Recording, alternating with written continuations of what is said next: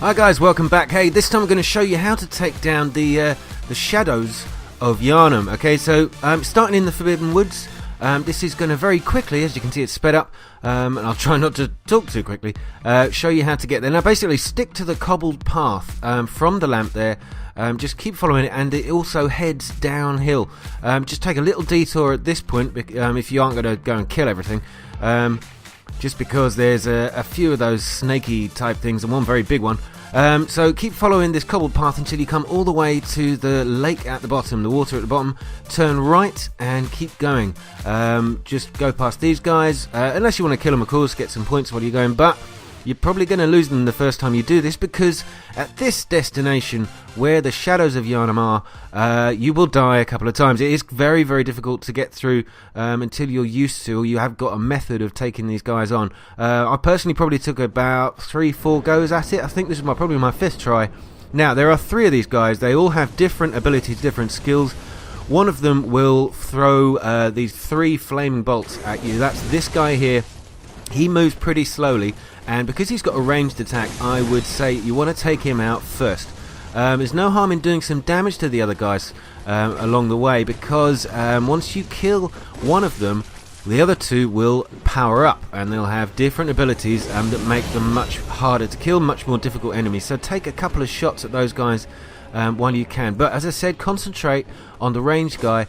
These gravestones and these blocks of stone in the way are actually useful, and you can hide behind them if you want, and it will stop some of those. Definitely stops the ranged attacks, and it gives you a bit of time to get some health back with your blood vials. Obviously take plenty of blood vials with you.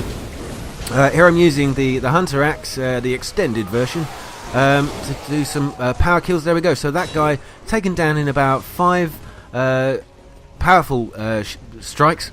Now this guy here, he's a bit faster than the other one, and they've both got these very long swords. Now as soon as you've killed that first guy, you notice they've evolved and they've got these snake things coming out of their mouths. Now both of them have got a ranged attack. The other guy's also now got a flaming sword.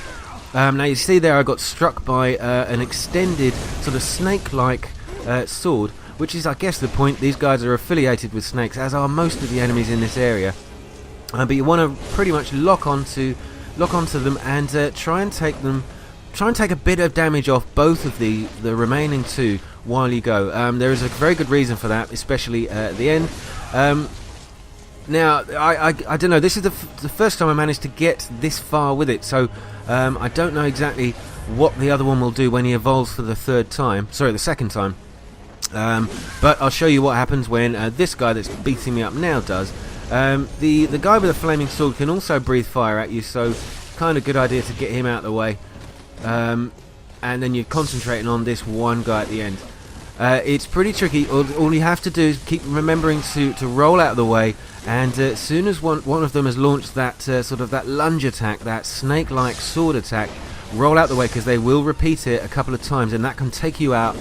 If you aren't ready for it, it'll take you out in a couple of goes. Now the guy with the flaming sword's gone, and this third guy has evolved, well, will evolve. There you go. Now he's just about to summon these huge serpent things that come out of the water, and they will lunge at you. There are about 3 or 4 of these things that lunge out of the water and will strike at you, biting you, snapping you, and with not very much effort at all, they can take your health down very quickly, as he can with that ranged attack. Now I can't even get up out the way. I'm very lucky there that he stopped attacking, gave me a chance to get my health back. But I remembered to put the bolt on my axe here, which will deal a little more damage. That took a huge amount off him, so I recommend you do that as well if you've got it.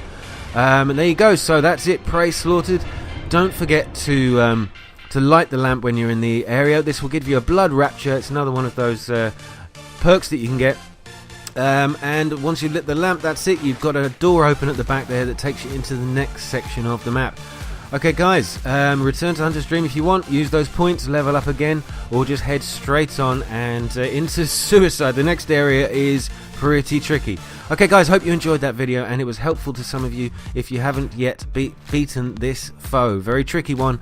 Please remember to hit the like button and subscribe if you haven't done so already. Thanks a lot guys, I'll be back soon, and good night.